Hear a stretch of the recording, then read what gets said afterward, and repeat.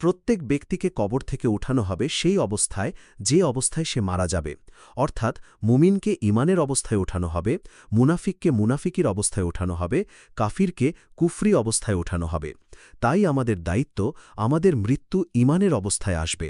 তাই যদি আমরা প্রতিদিন চিন্তা করি যে আমাদের মৃত্যু ইমানের অবস্থায় আসবে, তাহলে ইমানের ওপর মৃত্যু আসা সহজ হবে।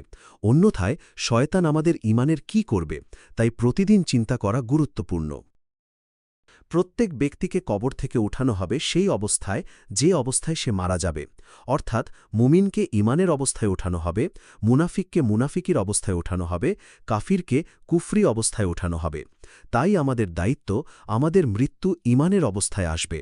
তাই যদি আমরা প্রতিদিন চিন্তা করি যে আমাদের মৃত্যু ইমানের অবস্থায় আসবে, তাহলে ইমানের ওপর মৃত্যু আসা সহজ হবে। অন্যথায় শয়তান আমাদের ইমানের কি করবে, তাই প্রতিদিন চিন্তা করা গুরুত্বপূর্ণ।